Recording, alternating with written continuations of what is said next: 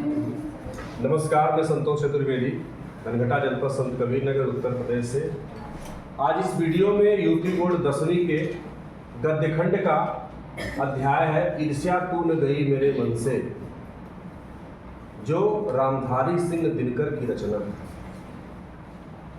देखिए, ईर्ष्या और प्रतिस्पर्धा ये दोनों का अगर देखा है समकक्षता दोनों का लगभग एक जैसा होता है, लेकिन एक में जैसे मान लीजिए किसी से हम ईर्ष्या कर रहे हैं तो ईर्ष्या करने से हम अपना नुकसान करते हैं, और जब प्रतिस्पर्धा करते हैं तो हम आगे बढ़ते हैं, उन्नत करते हैं। ठीक है, तो देखिए इसमें लेखक कह रहे हैं कि मेरे घर के दाहिने एक वकील साहब रहते हैं जो खाने पीने में बहुत अच्छे हैं, दोस्तों को भी खूब खिलाते हैं, सभा सोसाइटी में भी काफ़ी भाग लेते हैं, बाल बच्चों से भरा पूरा परिवार, नौकर भी सुख देने वाला, पत्नी भी मृदुभाषिणी, भला एक सुखी मनुष्य को और क्या चाहिए। कहते हैं कि मेरे बगल में एक वकील साहब रहते हैं जिनका परिवार बहुत ही खुशहाल है, बहुत ज़्यादा सभा सोसाइटी में उत्सव में भाग लेते हैं, मित्रों के यहाँ आते हैं जाते हैं। ठीक है, और उनका नौकर भी बहुत है जो अपने स्वामी भक्त है, जो हमेशा अपने स्वामी की सेवा करता रहता है। पत्नी भी इतना मीठा बोलती है कि जैसे उसके मुंह में शक्कर घोल दिया गया हो, बिल्कुल कभी भी झगड़ा लड़ाई नहीं होती। लेकिन मगर वे सुखी नहीं है। बताइए, इतना कुछ होने के बाद भी वह सुखी नहीं है। उनके भीतर कौन सा दाह है, कौन सी ऐसी जलन है। ठीक है, इसे मैं भली भांति जानता हूँ। लेखक कहते हैं कि उनके अंदर कौन सी दाह है, कौन सा डाह है, कौन सा जलन की भावना है, इसको मैं बहुत अच्छी तरह से जानता हूँ। वो क्या है? दरअसल उनके बगल में एक बीमा एजेंट है, उनके वकील साहब के बगल में एक बीमा एजेंट है, और वह उनके विभव की वृद्धि को देखकर वकील साहब का कलेजा जलता रहता है। उनका जो विभव धन उनका जो बढ़ रहा है दिन दूना रात चौगुना, इसको देख करके वकील साहब के कलेजे पर सांप लेट जाता है कि आखिर मैं क्यों नहीं आगे बढ़ रहा हूँ। उनको लगता है वकील साहब को भगवान ने सब कुछ दे रखा है, उसके बाद भी वह काफ़ी नहीं दिखता। वकील साहब को भगवान ने अभी ऊपर के लाइन में आपने देखा कि बाल बच्चों से पूरा परिवार भरा हुआ है, ठीक है, और सब कुछ नौकर चाकर टीवी सब अच्छे हैं, लेकिन इसके बाद भी भगवान ने उनको सब कुछ दे रखा है, लेकिन वह उनको काफ़ी नहीं दिखता। वह इस चिंता में हमेशा भुने रहते हैं, चलते रहते हैं कि एजेंट की मोटर उसकी मासिक आय और उसकी तड़क भड़क मेरी क्यों नहीं। यानी जो बीमा एजेंट की जो मोटर गाड़ी है बड़ी सी, जो उसका एक लंबा एक बहुत बड़ा पैकेज उसे मिलता है महीने का, जो मासिक आमदनी उसकी बहुत ज़्यादा है, वह मेरी क्यों नहीं। उसकी जो तड़क भड़क है, शान शोहरत है, रुतबा है, वो मेरा क्यों नहीं। इस बात का कहते हैं कि उसे बहुत ज़्यादा जलन है। ईर्ष्या का यही एक अनोखा वरदान है। देखिए, ये ईर्ष्या कह रहे हैं यहाँ पे लेखक कि ईर्ष्या का यही एक अनोखा वरदान है। वह जिस मनुष्य के हृदय में घर बना लेती है, वह उन चीज़ों का आनंद नहीं उठाता है जो उसके पास है, बल्कि उन चीज़ों का कष्ट उठाता है जो उसके पास नहीं है। ईर्ष्या का कहते हैं कि एक अनोखा वरदान है कि जैसे मान लीजिए किसी के पास कुछ है, छोटी सी गाड़ी है, तो उस पर बैठ कर एक लॉन्ग ड्राइव पर नहीं जाएंगे, बल्कि ये सोचेंगे जो हमारे मित्र की मर्सिडीज है वो मेरे पास क्यों नहीं। ठीक है, एक छोटा सा भगवान ने हमको बगीचा दिया है, गर्मी के समय खटिया डाल करके उस पर बैठ के आनंद नहीं लेंगे, बल्कि सोचेंगे कि हमारे मित्र का 4 बीघा का जो बड़ी सी बाग है वो हमारे पास क्यों नहीं है। तो उसका आनंद नहीं लेंगे, बल्कि उनके अंदर एक दाह की भावना रहेगी कि जो उसकी शान शोहरत है, जो उसका रुतबा है, जो उसकी समृद्धि है, जो उसका धन वैभव है, वो मेरे पास क्यों नहीं। आगे देखते हैं, जो उसके पास मौजूद नहीं है, बल्कि वह उन वस्तुओं का दुख उठाता है जो उसके पास नहीं है। वह अपनी तुलना दूसरों के साथ करता है और इस तुलना में अपने पक्ष के सभी अभाव उसके हृदय में दंश मारते हैं। कहते हैं जो उसके पास है, जो भी वस्तुएं हैं, उसका वो आनंद नहीं लेता है, बल्कि ये सोचता है कि ये चीज़ मेरे पास क्यों नहीं है। अगर मान लीजिए अरे जाना ही तो है, मान लीजिए मोटरसाइकिल है, हम जा रहे हैं, अपना सब्जी खरीद रहे हैं, मार्केट जा रहे हैं, घूम रहे हैं, टहल रहे हैं, लेकिन अब जरूरी है कि जब कार रहेगी तभी हम जाएंगे, तो उस मोटरसाइकिल का आनंद नहीं लेगा, बल्कि वह जलन की भावना उसके अंदर आ जाएगी, उससे ईर्ष्या की भावना आ जाएगी कि मेरे पास जो मेरे मित्र के पास जो कड़क भड़क है, जो उसकी मोटर है, वो मेरे पास क्यों नहीं है। वो उसका दुख उठाता है ईर्ष्यालु व्यक्ति जो उसके पास नहीं है। क्यों? क्योंकि वह अपनी तुलना दूसरे से करता है। जो उससे ज़्यादा अमीर है, जो उससे ज़्यादा शान शौकत वाला है, वह उससे उसकी तुलना करता है।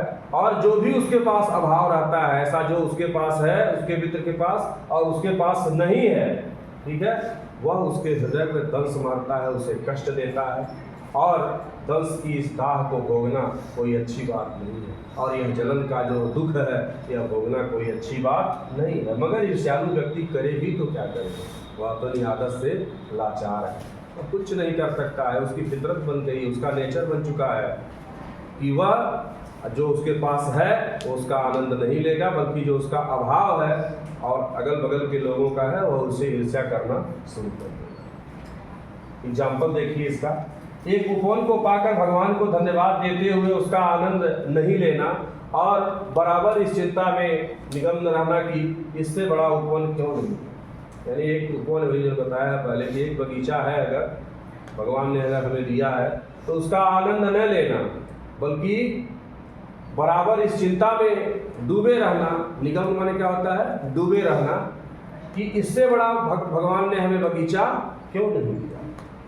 यह एक ऐसा दोष है जिससे ईर्ष्यालु व्यक्ति का चरित्र जो होता है वो भयंकर हो जाता है। अपने अभाव पर वह दिन रात सोचते सोचते सृष्टि की प्रक्रिया को भूल करके विनाश की तरफ लग जाता है। कहते हैं कि जैसे जैसे वह इस पर दिन रात सोचता है तो वह सृष्टि का नियम भूल जाता है। सृष्टि का नियम क्या होता है कि आप कर्म करो तब आपको सफलता प्राप्त होगी। तो वह व्यक्ति क्या करता है? सृष्टि के नियम को भूल जाता है और छोड़ करके, सृष्टि का नियम मतलब कर्म करके आगे बढ़ने का जो नियम है वो उसको छोड़ करके दूसरों को हानि पहुंचाने का काम शुरू कर देता है, चीटिंग से आगे बढ़ना, जबकि ऐसा कभी हुआ नहीं है। और उसी को अपना वह क्या करता है? अपना परिश्रम छोड़ करके वह दूसरों की हानि पहुंचाने के लिए दूसरों को हानि पहुंचाने को ही अपना कर्तव्य समझता है।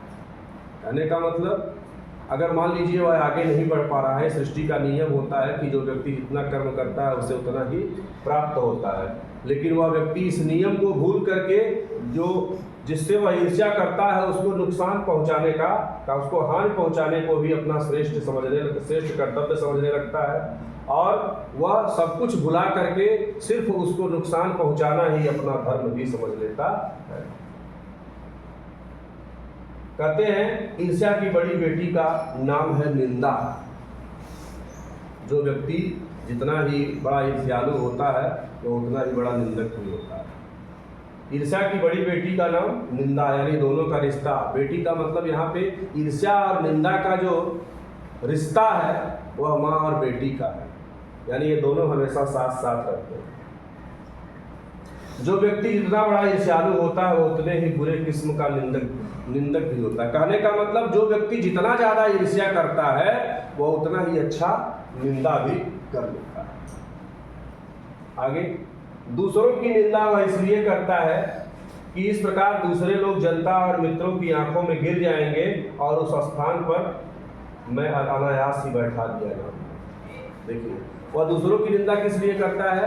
तो दूसरों की निंदा सिर्फ इसलिए करता है कि लोग जो हैं वह समाज के निगाह में, मित्रों की निगाह में गिर जाएंगे, मैं निंदा करूंगा, और जो स्थान रिक्त हो जाएगा उस स्थान पर मैं अनायास बैठ जाऊंगा।